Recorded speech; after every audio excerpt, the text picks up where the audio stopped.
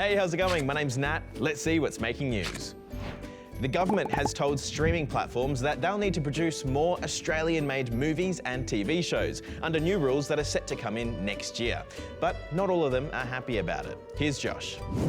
Hiya, Goofy, what are you doing today? Oh, gosh, I'm just gonna chuck a few snags on the Barbie, mate. I don't remember Goofy being Australian.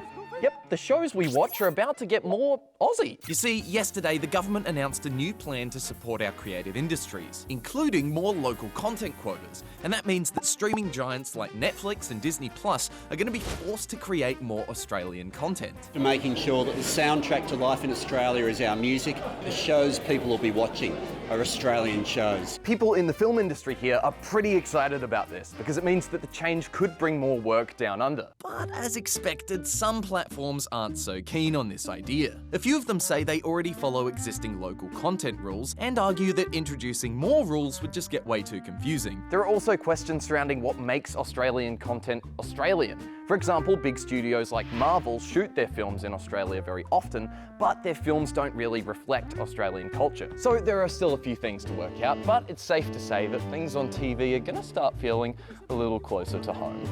Oh, gosh, hey, Donald, I'm doing a Macca's run, mate. You wanna come? What do you get when you mix a room full of Aussie cricketers and some fancy outfits? Well, the Australian Cricket Awards, of course. Beth Mooney claimed her second Belinda Clark Award following an epic year with the bat, while Steve Smith etched his name into the record books alongside Ricky Ponting and Michael Clark, winning a fourth Allan Border medal. Australia officially has a new airline.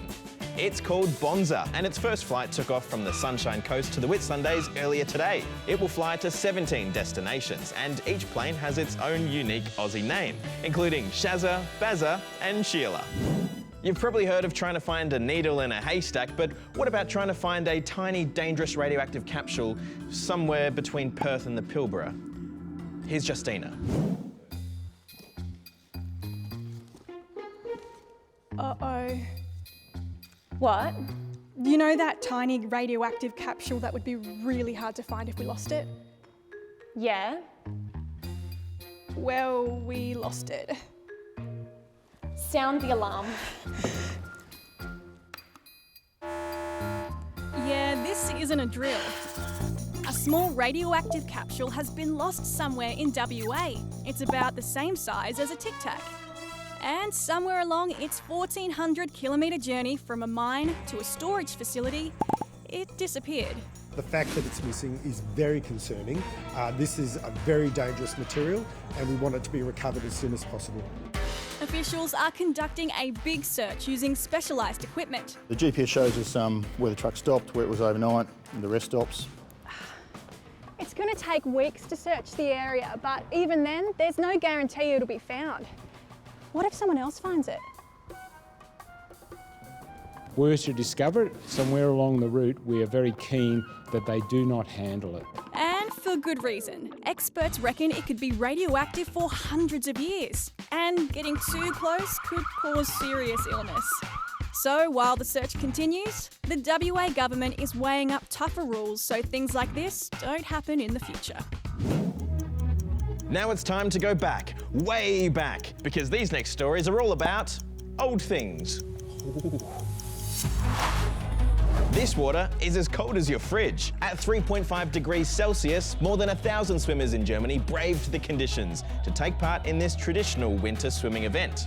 This is the 52nd year it's been held on the River Danube. It stretches out for 4 kilometres and everybody likes to get dressed up and make cool floats. Now to something a little older. This statue was found in Rome while repairs were being carried out on the sewage system. It's believed to be around 2,000 years old, dating back to the Roman Empire. And while it looks a bit like Hercules, archaeologists aren't 100% sure who it's meant to be, but they reckon it must have been an emperor, or someone quite important back then. And finally, to this horse in the US. It's an endangered species, the Przewalski horse from Mongolia. It was born as part of a special breeding program at San Diego Zoo. And this one's actually a clone, made from the DNA of a horse which has been frozen for 42 years. Well, that's all from us. We'll see you tomorrow.